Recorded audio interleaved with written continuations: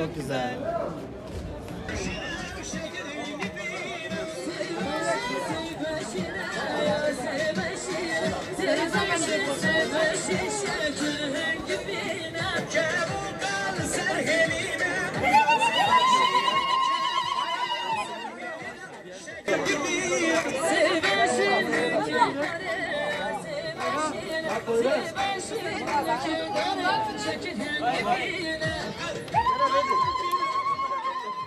Cihat çok Güzeldi. Cihat çok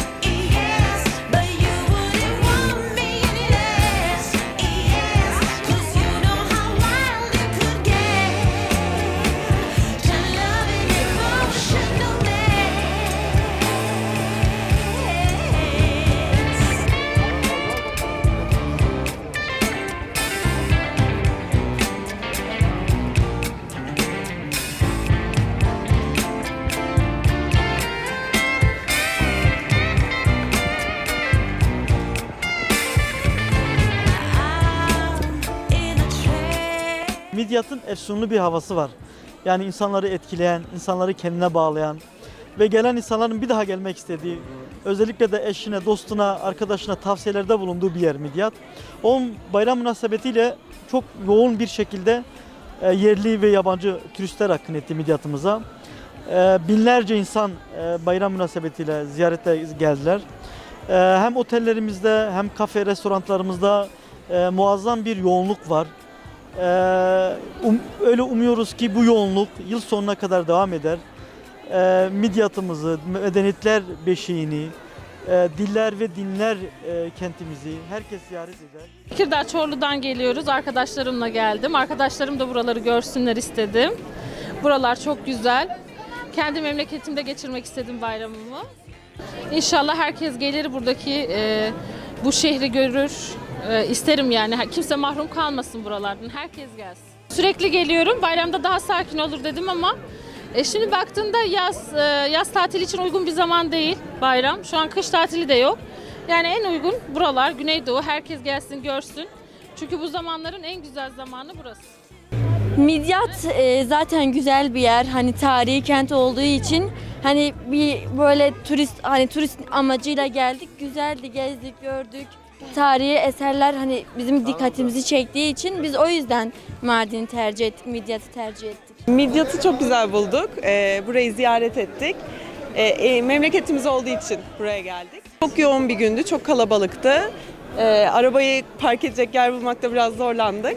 İnsanlar güzel olduğu için, tarihi turistik mekanlar olduğu için burayı tercih ediyor olabilirler diye düşünüyorum. Antakya'dan geliyoruz. Depreme yakalandık. Depremden psikolojimizi düzeltmek için buraya tatile geldik. Çok haşmetli bir yoğunluk var. Çok haşmetli bir talep var şu an. Biz sadece bir merdiveni bile yaklaşık bir 10 dakika, 15 dakikada çıkabiliyoruz. İnsanlarımız bayağı bir önemli, bayağı bir taleple şu an Midyat'a akın etmiş ve bu akın etmenin sebebi de tamamen dediğimiz gibi Midyat'ın liristik özellikleridir. Midyat'ın estetik özellikleridir. Lüleburgaz'dan ta Midyat'ı görmek için buraya geldim. Aslında Diyarbakırlıyım ama burayı çok sevdiğim için geldim. Yani tatili geçirmek burada bence gayet çok güzel bir yer. Herkese tavsiye ederim. Ben buraya bir yerleri gezmek için geldim. Çok güzeldi. Fotoğraflar çektik yani. Çok eğlenceli geçti. Midyat'ı da güzel buldum gayet. Gayet iyi gidiyordu.